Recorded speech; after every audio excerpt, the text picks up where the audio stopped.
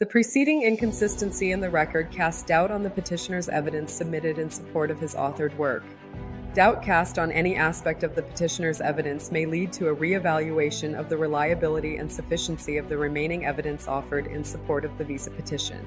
It is incumbent upon the petitioner to resolve any inconsistencies in the record by independent objective evidence and attempts to explain or reconcile such inconsistencies.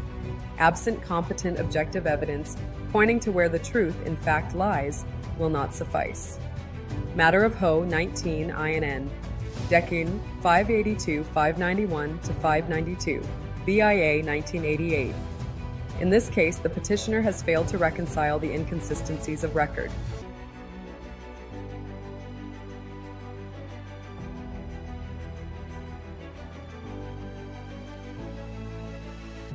Nowadays, everyone is using all the AI tools that are in the market, and it is helping more of like a ghostwriter, maybe a little bit of inspiration that we take the ideas from it and how we try to report. And that's very open across. That need not be considered anything incorrect, because there are some plagiarism tools that really check if they are using AI.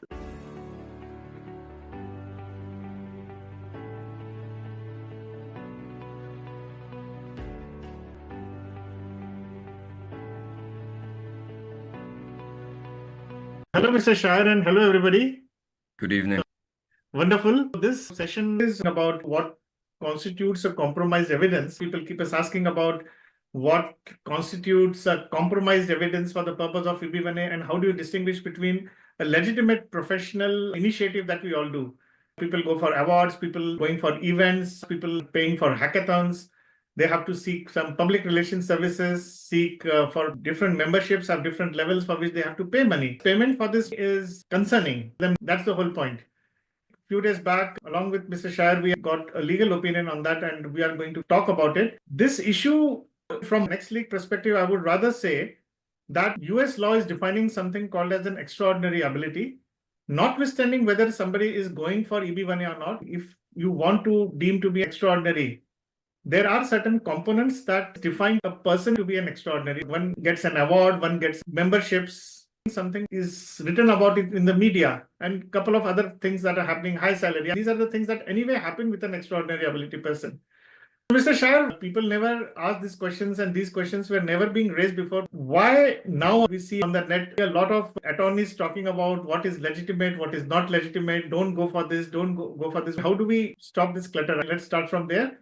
And you have a wonderful presentation. We'll start from there actually after that. That's like the main idea that everyone wants to get to. What is compromised evidence? What does it consist of?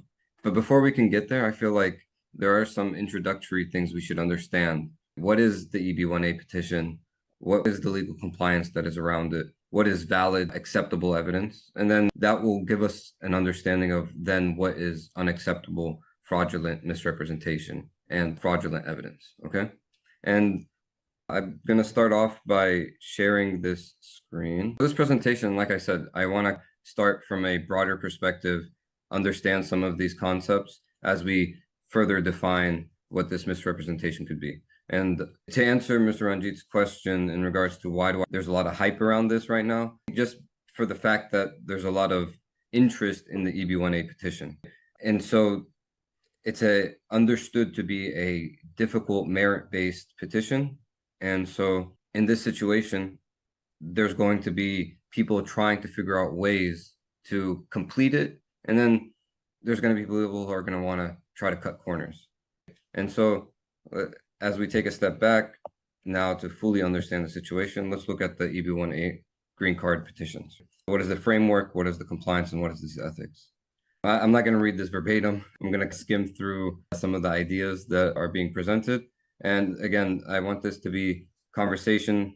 If you guys have any questions or concerns, please raise your hands and I'll pick you guys up. The legal framework, where does it come from? What is this EB1A? It's defined in the law in the Immigration and Nationality Act, and specifically in these sections.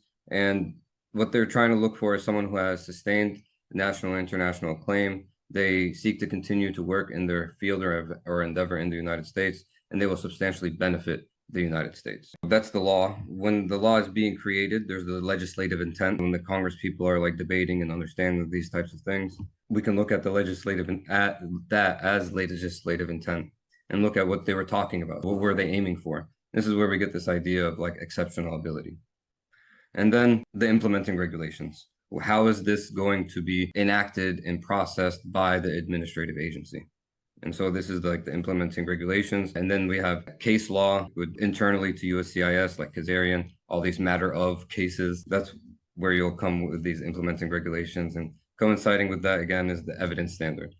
All these things come together to create the legal framework for the EB1A petition. And this is like I mentioned, the matter of cases. Kazarian is one of them. Actually, this is an actual case. This is an internal administrative agency case, but Kazarian created this two-step adjudication process in terms of how to implement the laws that we discussed here. The INA doesn't specifically mention all those eligibility criteria, but where do we get it from? We get it here from Kazarian. And then it has this two-step adjudication process. First, there's an initial evidence assessment where they look at the eligibility criteria. Then we have the final merits determination. And we get this from the judicial precedent. And here are the 10 eligibility criteria: awards, prizes, exclusive memberships, media recognition, judging experience, original contribution, artistic display, scholarly articles, critical role, high remuneration, commercial success, and comparable evidence. If these 10 eligibility criteria don't apply, there's this comparable evidence, and you have to explain why these 10 wouldn't apply, and that's why you're giving something comparable. That's the framework for the EB1A. And trying to loop this back to like the main point of this discussion in regards to what type of evidence we need to provide, and is that evidence compromised? Is this evidence valid? And the evidence is going to be in support of these criteria. And so when we're looking at the prizes and the awards that you've received, did you pay a fee to get enter? Is that okay? Is that not okay? These memberships, like Forbes Council memberships, that's an exclusive membership you might have to pay to get in. Does that compromise the quality of that evidence? Even in like IEEE, there's membership fees. Does that compromise it? And then media recognition, getting a PR, someone to help you with a PR. All of these questions are going to be asked for each one of these criteria. But the framework is understanding that what line, at what point do you cross the threshold of fraud and misrepresentation? Because what we're really trying to avoid is rejection due to fraud or misrepresentation. And if you have a case already approved, you can get your case revoked if you've presented information that is fraudulent. And here we come to this compromising evidence part, as I segued into this. What is compromised evidence? It refers to any form of misrepresentation, fraudulent submission, concealment, manufactured evidence, or fabricated documentation, and presented in support of an EB1A petition or any immigration petition, any petition that materially affects the adjudication process if it impacts the decision of the officer. And so what are the legal consequences? For fraud or misrepresentation, you can be defined as someone who's inadmissible. You've committed a crime and you are currently inadmissible. And this comes into like specific statutes as to specifically fraud or misrepresentation is mentioned as a compromising thing. You would not be able to gain permanent resident status. There is a waiver process, but that is a very difficult, extreme hardship criteria. You have to prove that an eligible relative will face extreme hardship if you aren't able to remain in the US. And so the legal consequences are severe. But how can this be discovered? What is the process that USCIS does, uses, or implements? And what are the detection methods? USCIS employs various methods, right, to detect compromised evidence. And a part of that is the Fraud Detection and National Security Directorate. There also is like Homeland Security investigations. There's also USCIS investigations. There are multiple levels to the tracking of fraud. Even at the level of the officer, they are double checking, okay, this membership or this award, they look it up. It's not like they're just taking it off at face value when you present them with this information. They're looking it up, because I've seen RFEs like that state, this is just a paid membership. It has no evidentiary weight. We were trying to prove something to the preponderance of the evidence or stronger in terms of the evidentiary standard. And to get to that level, all the evidence needs to be of high quality. What evidence would reach that threshold of compromised evidence or fraudulent evidence? These are intentionally falsified or deceptive with the specific intent to mislead adjudicators into granting immigration benefit. There's a statutory INA. There's also a Supreme Court case in that references fraudulent misrepresentation and what it requires. So now let's give some examples just so everybody can have an understanding of what does cross that line. For in regards to awards, a certificate for a paid global leadership award from a sham organization falsely claimed as peer recognized. And honestly, I've recently looked up memberships or awards, and it quickly shows if you go to a website and there isn't that much information on the website, it's easily discoverable that it is a sham organization. Mr. Shair, let me go a little deeper here, and if you have any question, you can raise here. Now we are talking of something being a fraud. How you define fraud? Could you just explain this in simple terms for the people? Yeah, I recently read the definition, and I guess I can put it in plain English language. Fraudulent evidence is an attempt by you to present something as fact when that it is not fact. There's a simple way to describe it. You're trying to say something is true, but it's not true. That is fraud. You're lying. It's a form of deception. You're talking about, let us say, for example, I go for a particular membership organization. I say that it is an internationally acclaimed body, while it could be only a locally acclaimed body. Would be a fraud? Let's go more specific here. Interesting. That's a good question. At what level is it fraud or misrepresentation? That's discretionary for one. The officer that is looking at this evidence is going to have to make that decision. And so how I would look at it is that no, something like that could be seen as a mistake. There has to be willful intent. The idea is that I'm trying to deceive you, and it would have to reach a certain impact as well. Did it make the officer change their opinion? Let's say they say this organization is internationally recognized when it's only nationally recognized. But even if you do a little bit of research on the organization, it has no quality in evaluation process. They don't really have enough evidence to show outstanding achievement is required. There's other factors that are taken into consideration. So that specific thing in regards to national or international, I'm saying for me, I don't think that would push me to approve this criteria or approve this award. There's other evidence that is needed to push it. There's other elements to understanding that. And again, it mislead adjudicators into granting immigration benefit. It has to be something to the level of it's swaying me to say yes. And one of the big things that always comes up to mind is fake citations, fraudulent citations. And Sarvesh, I believe you have your hand up. Yeah, hi Shair. Thanks for your time. There are two questions. One is about sham organization, like shell organizations, and another thing is for intention of the deceptive for educators. When I go to that organization website, there is no much information on the website actually. But when I speak with one of the technician or one of the member of that organization, they are ready to give the recommendation letter or the content. If they are posting my profile on their website, they are ready to give the content whatever that I have done in my career. In this case, shall I go with that particular organization or how to deal with that? That's a good question, because at the face of it, it seems perfectly fine. But I believe in situations like this, you do have responsibility of due diligence. Just because they're going to give you an award and put your name on a plaque and send you pictures and post your name, that doesn't mean it is a well-known organization. Because again, there's elements to each of these eligibility criteria. And the one that you're referring to is in regards to membership.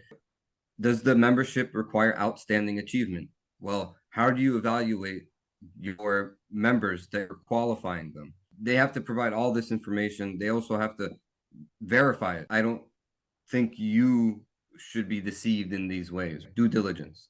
There's a lot of things that spark and let that, oh, this doesn't make sense. They can't just give me all this information and for it to be accepted. You have to realize, okay, it's not a well-known organization.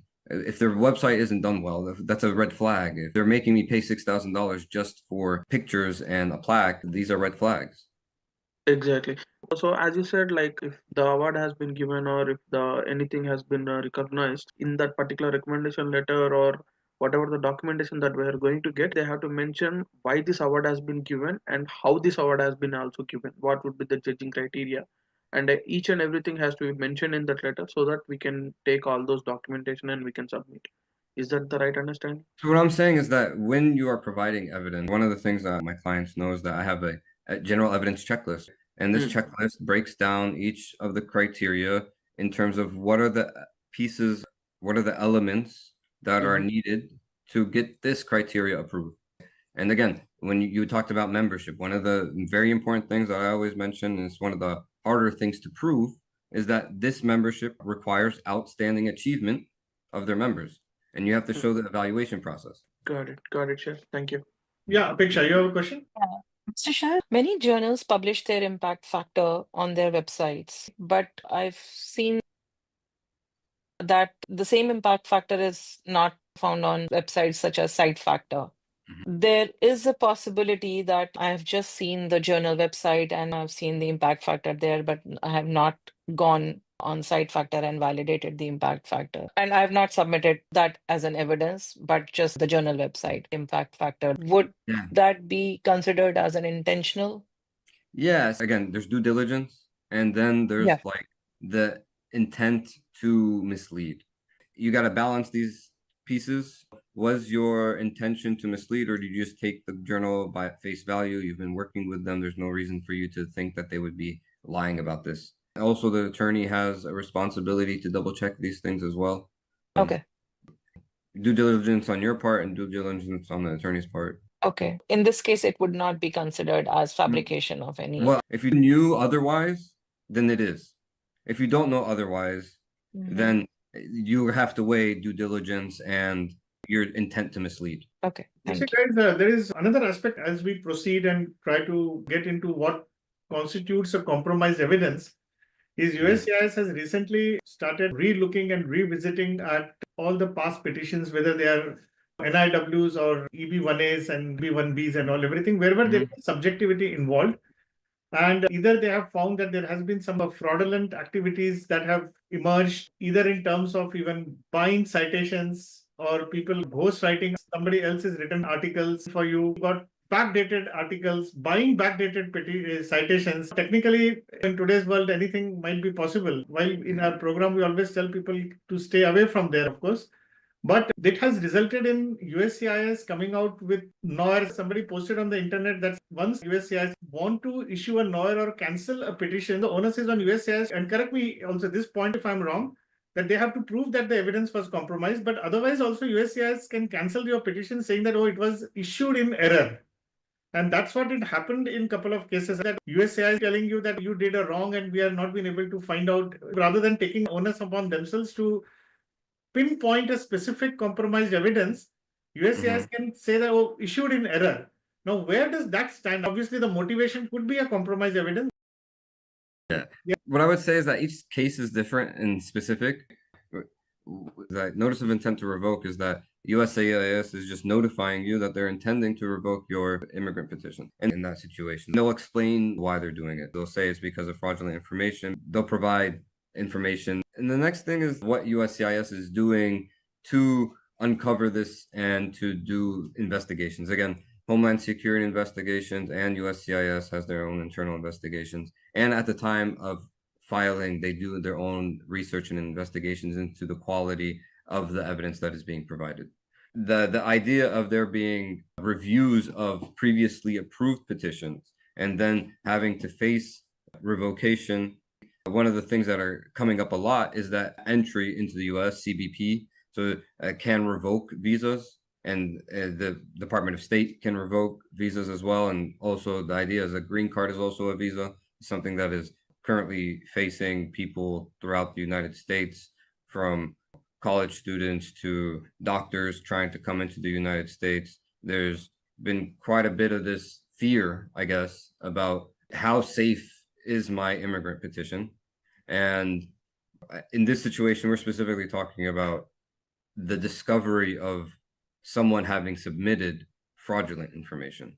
And that situation could come up at the border where they double check. They ask you, okay, you're claiming to be coming in on an EB1A visa. Where are you going to work? Let me see your resume. Do you have it with you? These are questions that can be asked at the border, and they can double check these things. And And the idea is that there's this layered investigative process where it can happen with CBP, it can happen with one of these internal investigations with USCIS or Homeland Security. It can happen through being someone finding out about your fraud and being a good Samaritan and providing that information to USCIS. There are hotlines and tip lines for uncovering this type of stuff. It's about this layered investigation that USCIS does. Understood. Absolutely. And here, these examples are great. And again, a lot of people have questions like, is this situation or these factors come into play? Is it fraud? These are some good examples for membership that Elite Scientist Society purchased online without vetting. If you let the evaluation process does not require outstanding achievement, and you just took you paying, you committed fraud. You went through the process that there wasn't a rigorous vetting process. Remember, there's that due diligence and you understanding and comprehending there's these red flags and you should know better. Published material, a paid advertisements or trade magazine as an independent article. Judging, it's non-existent. It's a fake documents. Contributions, something as breakthrough when it's a minor project, because specifically with this criteria, it's original contribution of major significance. That major significance part is what gets this criteria approved. And then if you're claiming it's a breakthrough innovation and you're getting multiple letters that are saying that from people who are lying for you, who know better, that it was internal project, breakthrough innovation has a widespread impact. It's not just going to impact the company itself. It's something that has this widespread impact. Scholarly articles, ghostwritten. With scholarly articles, I want to make a distinction between ghostwritten and like having second authors and third authors and someone like to help edit.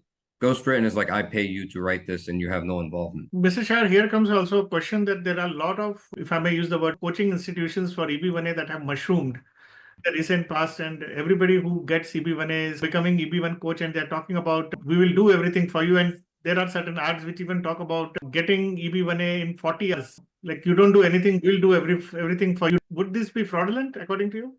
Yeah, of course, because what you're doing when you go through this process, it comes down to your intent to mislead. If you're intending to mislead, if you go through a process that is just creating this facade of evidence, then you're misleading the adjudicators, you're misleading the officer, you're misleading yourself as well, you're lying to yourself, and it will be discovered. There's this layered approach. If it's not discovered at the time of the officer, it could be discovered at the time of you're getting your green card. It could be discovered at the time of getting your citizenship. It's something that's very important. It doesn't just go away. Yes, Ranjeet. Hi, Mr. Shair. There is one award specifically, I don't want to name it, which has worked earlier in the previous years. And now, as I was applying, I felt it's not genuine, maybe fraudulent, it may not work. But say 1 or 2 years down the line, USCIS finds that it was fraudulent or their selection process was not proper. Will it impact all the previous petitions that were approved using that criteria? Again, this has to reach the level of having an impact on the adjudicator's decision. There's the eligibility criteria, then there's the totality. The idea is that an award might slip in, but you might actually have really good original contribution, but you messed up with this award. That might slip by. But again, I'm saying that this is a layered approach. If it's not, and again, they have to discover this misrepresentation. How is this misrepresentation going to be discovered? And yeah, it would be applied retroactively. I believe that's what USCIS would do because it's discretionary. So example, what would happen? Let's talk about this situation. Why would it come up? Let's say someone gave a tip to USCIS that this award is fraudulent and these people got it, and USCIS decides, yeah, I want to investigate this. So we got a lot of people who have made this request. We've gotten multiple people mention this. It's not just from one person. Let's open up this individual's file. They open it up. Okay, they see that the officer took notes in terms of why they approved it. They went through the eligibility criteria and then they made a decision on final merits. When they go through the eligibility criteria, okay, we look at this award. Well, he got 5 awards. Okay, this was the award that they were talking about. Let's look at the notes that the officer put in regards to when they made this decision. That's the process that they'll go through. Then they'll be like, did this really make the officer approve this case? And that's when they'll be either yes or no. It's discretionary. Understanding the process is more important than understanding what would happen in this situation, because it's the process that leads the way. And then you have to apply your judgment to the different factors. Got it. Thank you. So we talked about fraudulent evidence, now manufactured evidence. It says materials artificially created or procured to simulate compliance with evidentiary criteria, lacking genuine basis in the petitioner's achievements. Fraudulent evidence requires intent to deceive.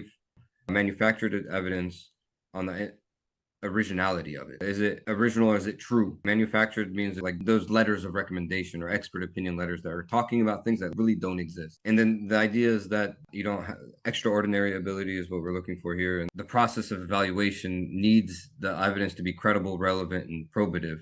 And if it's manufactured or fraudulent, it impacts that standard of evidence. And then here again, there's different examples of manufactured evidence. Yes, Shriya. I have a quick question around the awards. For awards for which either you self-nominate or maybe your company nominates, but to apply or to have that application completed has a fee associated to it, and then they have a due diligence vetting process.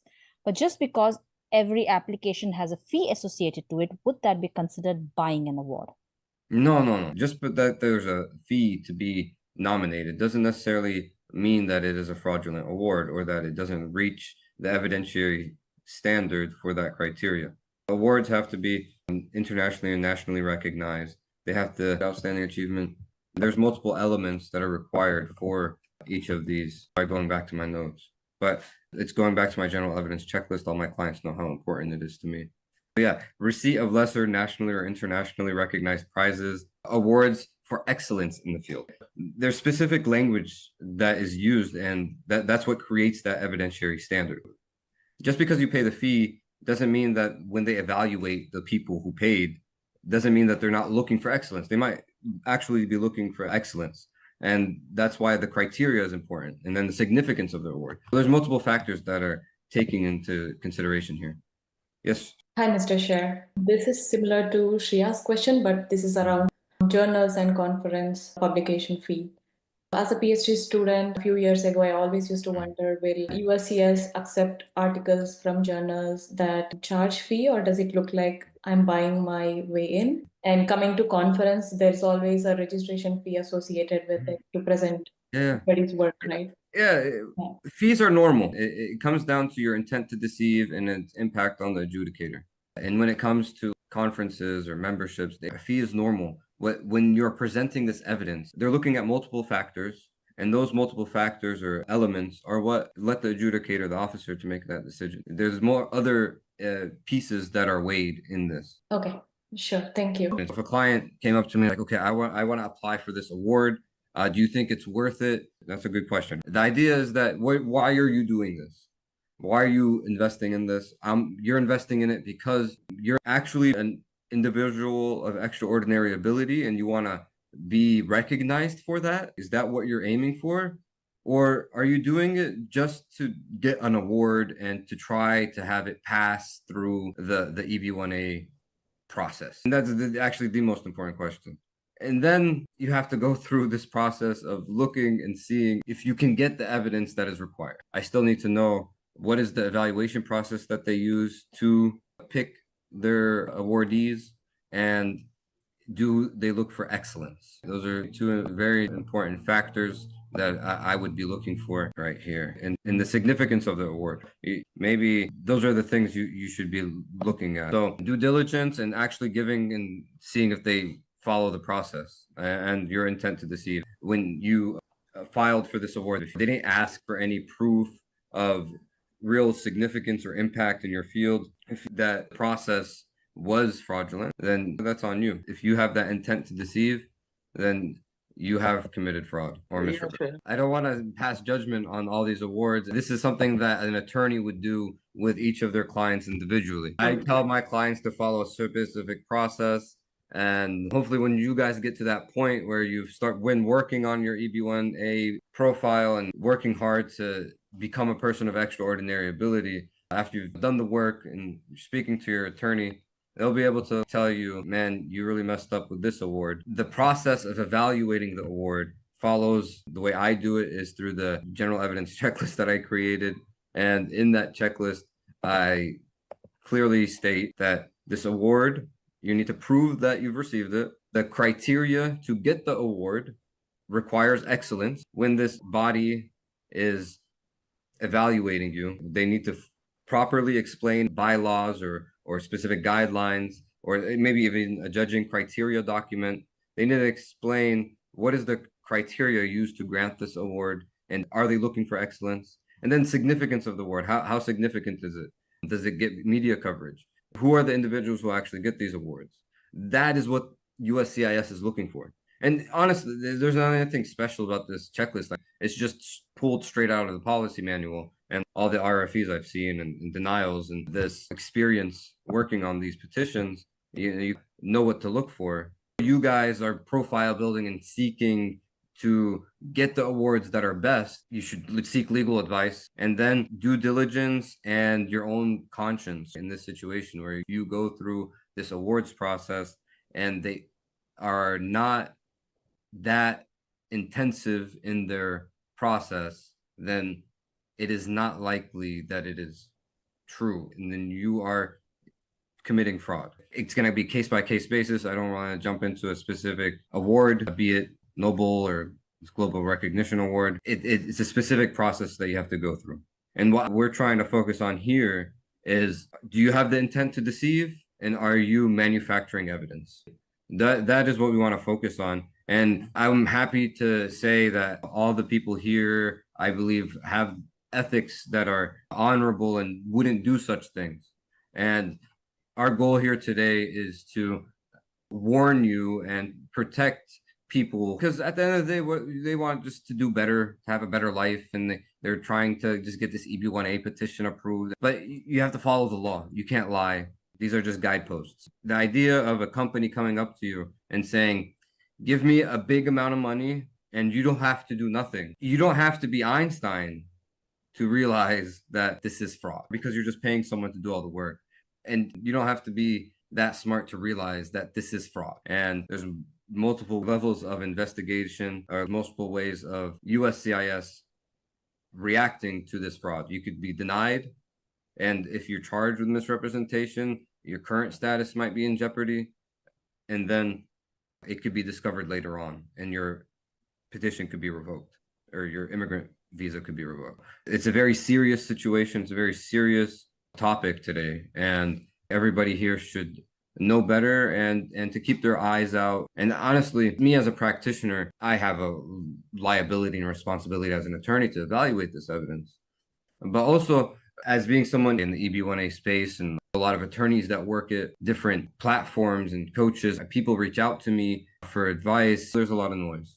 The thing that breaks through that noise, and everybody should focus on, is that, why are you doing this? Are you painting a picture to USCIS that you are a person of extraordinary ability? You've accomplished these things within yourself, that you have done it? Or are you trying to circumvent immigration laws to achieve a goal? It's very simple. And within yourself, what goes around comes around. It won't slip past. Absolutely. Mr. Shair, we mentioned about the 5 types of compromised evidences, about misrepresentation, fraudulent, concealment, manufactured, and fabricated. These are the essential 5 types of evidences. Next week, we definitely tell them not to do it. Even intentionally or unintentionally, I don't think anybody would go for fabricated evidences, because one of the former USCIS officers was also trying to share with me once that people even put themselves through all the photoshopping on the cover page of Forbes. They call it out, even if it's unintentional. For example, you're trying to get a copy of a web page, but you don't have the hyperlink. This is something that USCIS will catch. They're not going to say that it's misrepresentation, but they are looking for things that are that specific. And if you're trying to make a web page look nicer and they notice that there's some modifications made, are you manufacturing this? Are you misrepresenting what's going on? Are you concealing information by editing it in Adobe? Absolutely. Technically, from a legal standpoint, I want to share that when you give let us say, a web link, ideally, the rule is that you should give as it is, not trying to make it nice on Adobe. What Mr. Shair said, sometimes people do this, hyperlink is missing, sometimes the pop-up comes up. You have to give it everything as it is.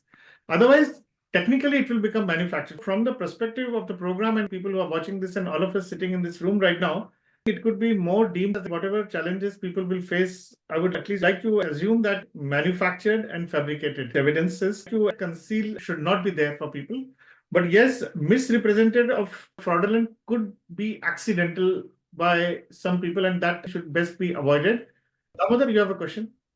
Yes, sir. Yeah, I have a question on the achievements that is done just before the few days or few weeks of filing. Like I get an award or I get featured on a media. Will USCIS seem to consider that as a manufactured evidence? Again, there's multiple factors that are taken into consideration when they're making this decision. If you actually get the Nobel Prize a day before you file your EB1A, that's not a big deal. It comes down to what's your intent, what are they evaluating? Just because you got it the day before isn't going to disqualify it. You see, Damodar, you have been part of the program. This is a transformation coaching program, and you pick up a leaf from USCIS, what it defines as somebody being extraordinary. We pick up those metrics, use all the parameters as a lens to become the best version of yourself and do that. Now, what Mr. Shair is also saying that, okay, yes, if you get a Nobel Prize today and apply for award tomorrow, EB1A tomorrow, it won't be a challenge in that strict sense. What your concern is that, okay, if you apply for ABC award and you got it a 1 month before, the question is, what was the reason that you got that award for? Maybe you wrote a paper 5 years back for which you got that award. Maybe you did something 3 years back and it has been a cumulative effort. Now here comes a challenge. If you have written a paper that was already backdated, you paid for that, got some citations and got the award today, then there is a problem. The question here is, what you are referring to is something called as sustained acclaim. Now, sustained acclaim is not a function of time or a temporal. It is a function of also an impact, and it is also a knowledge that it takes to achieve that. If somebody says that I'm a rocket scientist and my technology can help a rocket to go to Mars and come back without refueling, to acquire that knowledge may take ages. You don't learn them typically in schools. It's acquired knowledge. And with that acquired knowledge, you have done something and you get an award 1 month before it. That should be fine. The key part is that what makes a good EB1A? It's about the profundity of your expertise. And we are talking about evidences. Profundity of expertise is supreme. How you make the criteria is second. We have seen a lot of people join the program. Some people have got their EB1A in 4 months or 5 months, and some people get in 8 months, but it is a total accumulation of all your work that gets presented.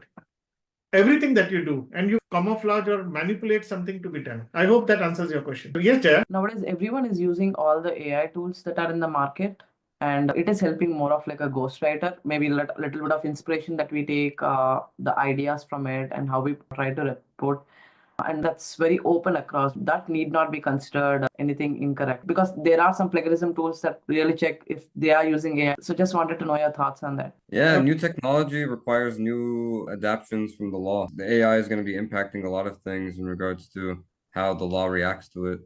In this situation that you're describing, like, for example, you're trying to write a scholarly article and you're using an AI tool to help you draft it, do some research. It's helping you save time. You're able to get 5 papers done when you could only get 1 paper done. What is this? What I would say is ghostwriting is when you pay and you're not involved. And this is the way I would evaluate it. And again, there's multi-layered, there's different criteria or elements to evaluation. But a simple way to look at it is that, are you doing it? Are you involved in the process? That's like the determining factor. Are you involved in the process? Or are you giving something in exchange for something? That's a simple way to think about it. You see, Jaya, let's also appreciate that there is an influx of AI tool mechanism in every field. There is no field, even USCIS is also using AI for various other parameters and learning. There's a legal fraternity which is using it, and there is no field which is left which is not using AI. Just because you have used AI is not a problem. Also remember, when we talk about something getting published and you using it for the purpose of your EB1A, that it is gotten published, it has to be reviewed by somebody. You cannot write a blog. It may be the best blog in the world. You may have 1 million views for that, but still it will not make any sense if it is not reviewed by a third party. There has to be a peer review process everywhere. Even if you write an article in Forbes, you write article in New York Times, you write article in Washington Post, or any scholarly article for that matter. Whether you have used AI or not, that particular establishment or institution would be having a check at the back end, isn't it? Then comes the next dimension, higher level up there, that when you are writing some article, we always say that what is the problem that you are solving? What is that article all about? That's a second layer. Third, who is talking about that article? What has been the output of that article? Anyway, we are getting into a different arena here. Today's discussion, what constitutes a compromised evidences, and there are 5 kinds, and what truly constitutes a professional development initiative. Now, just because something is not compromised evidence may fall into professional development does not make it a meritorious for EB1A. You may write a blog for professional development and use AI tool for that. But whether it is of a level of that extraordinary that EB1A warrants is a separate question. No? That won't make any sense. You use AI or not AI is a separate question altogether. You may do it, you may write 1,000 blogs and people may enjoy it, but you cannot use it for EB1A unless and until it is peer reviewed, and peer reviewed they will use all the mechanism tools, AI directed tools, and everything will come. I hope that makes sense. Yeah, very well. Thank you so much. Wonderful. Any other question, guys? One question. Yes. Yeah.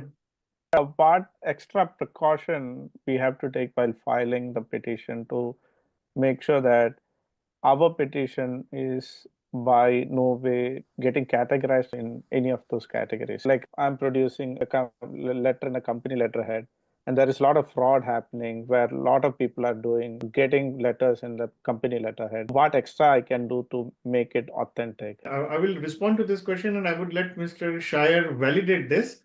If you are getting a letter from somebody, I have always been a very strong advocate of saying that as far as possible, get it notarized. Because what happens is it adds a layer of authenticity. Anybody who has done it, that is one way to do it. If you cannot do that, at least get it electronically signed, because then there will be a trail, and give the trail of communication also as a part of your evidences. Doing these 2 things would definitely at least make that fraudulent aspect go away. I would say the 2 things. Notary is the highest level, and it's the best thing to do. The level under that, EB1A does have specific language that they provide, that I am providing this information under penalty of perjury in the United States. There's specific language that you can put in a document to give it a higher level of authenticity with a signature. If you have that statement with your signature, it's not the same level as notary. It's better than just a plain signature. And that language is actually highly recommended to provide in expert opinion letters or affidavits provided to EB1A. Okay. Thank you. And the third thing I would also add here, that anybody who is signing a communication, one should always give one's own information. For example, if I'm giving a letter to you, then I should say that I'm Ranjeet Mudholkar, so and so, and below that should be my sign, my telephone number, my email ID, my LinkedIn profile, and that should ideally be verified. For example, you join the program, you have testimonials. They should be real verified testimonials. The testimonials are considered to be an authentic when that person's details you can verify. And EB1A, ideally speaking, it would have its own advanced tools to find out the authenticity of the person. If it need be, there have been certain AOA cases where they have reached out to that person in the past. There was a particular AOA case. We called some attorneys and we have done some session on that. I remember distinctly, where the letter was fabricated. The person got RFE and the person added something in that same letter, and EB1A felt and they reached out to that person and they banned that person. But yes, this issue could be properly mitigated because then there is a proper trail of electronic communication. Second thing is what Mr. Shair pointed out, and that is a matter of bit concern where each one of us have to be a little careful, is don't try to beautify the evidences, use the documents as it is. That's the most simplest thing that you need to do. And then comes other part, that concoction of awards and applying for award. Those are different things altogether. But at a fundamental level, Mr. Shair correctly pointed out that there were certain cases where someone actually used Adobe to clean up a web page, for example. Then that becomes a manufactured evidence. Don't do that. Does that answer your question? Yes. Absolutely. In the program, people do ask a lot of questions about if something is being paid. There are a lot of memberships or awards or something that is paid. Payment is not a problem. There are best of the best organizations where fees might be involved. The issue is of the profundity that is being demonstrated, and don't try to present something which is not. Yes, Sarvesh? So, Ranjit, when you say the trail of communication, what does that mean? Is the email conversation between me and the person, or? No. We are talking about when you do any DocuSign or any notarization, there is always a trail of communication that would happen, that when the document was sent, when it was received. There is a document history. Okay. I've always been suggesting this, and we had one of the EB1 achievers. He was very diligent for all his letters. He either got it notarized and gave everything with a trail. And what Mr. Shair is also suggesting, in some cases, he even gave a declaration at the end that I declare this under the perjury of law, that whatever I'm saying is true to the best of my belief and understanding. Something words to that effect. And that would authenticate the validity of the statements being made. Okay. So when it comes to notarizing, is it for only recommendation letters, or is it for other things as well? So you can do that. Your entire petition can be, you can give a declaration that everything that you are giving is under oath. You are following the rule of law, essentially. You can even go to that extent that each piece of your petition is up to that level of excellence. Got it. It's a matter of keeping things simple and elegant. Though Mr. Shair had a presentation, it goes into hyper technical on certain aspects. But the simple message to all of us is that don't try to do things which should not be done, and keep paper trail. That's the most important thing. It's a matter of time. We got 45 achievers, and all of you should be next in the queue to do that. That's all I have at this moment. Mr. Shair, any last words for the people who are EB1A aspirants? I would say good luck. It's difficult, but it just takes hard work. Like, diamonds are made under extreme pressure. Going through this process. One of the things that I wanted to touch on was what are acceptable or ethical processes to build up your profile. One of the most important or best ways to improve yourself is self-improvement, using a coach, reading books. Self-improvement is the most important thing, and that's what becoming a person of extraordinary ability is all about. And if you are trying to achieve that goal, then you should achieve it. You work hard and go and dive under pressure, or take on the pressure and go in deep, you should succeed. Wonderful. Now, Mr. Shair, last question to you before we conclude this session. There is another aspect, and we know that from next week, we have been trying to give even a declaration, apart from that evidences are in order, that one will be committing to one's own field of expertise or the profession for which one is seeking that extraordinary ability. How important is that documentation? Extremely important. Remember, one of the first things I mentioned is that there's 3 statutory requirements: sustain the claim, continuing to work in the field, and that you'll provide substantial benefit to the United States. If USCIS thinks you've had sustained a claim and you will substantially benefit, but they think you might not stay in the US, that is one of the bases for your case to get revoked or denied, or if there's any fraudulent information in that one of those 3 aspects. Because there's the criteria evaluation, there's the totality, and at the end of the day, what we're really looking at are those 3 statutory requirements. Wonderful. Yes, Sagar, you have a question? With this current administration, how would you see EB1 adjudications are going to be, and what are some key thoughts that all the aspirants could take it? So yeah, what I would say is that the administration doesn't completely control the administrative agency. These are officers that have worked for multiple presidents. The idea, actually, one of the things that got this administration into office was people realizing that there's deep state or career bureaucrats that work in these agencies. And that's just because that's how it is. You need, when you create this immigration process, you need people to go through it and adjudicate it. The idea of that there's a new president, this is going to impact the adjudication process, it's not likely. There is going to be a policy that comes top down. The amount of impact top down is debatable. I would say that these officers have been working there for a few years. They've been trained. I'm sure they're going to be hiring more people. There's a lot of factors involved, but that isn't really something I would take that much weight. I wouldn't give that much thought or give it that much weight. I'm trying to think of situations where it might, like CBP at the border. Yes, the policy and the zeitgeist or the energy that's going out is that they're trying to put pressure. And so one of those things that they're putting pressure on is on the borders. But through the adjudication process, I would say that it's the same as it's always been. You have to follow these eligibility criteria. You have to get totality. the officer has discretion. The only real impact actually recently was actually trying to dismantle the administrative state through Looper Bright House. We might have had a discussion about these cases that came out last year. We probably need a full discussion on the impact of some of these Supreme Court cases on the administrative agencies and their ability to make their own rules and regulations and policies.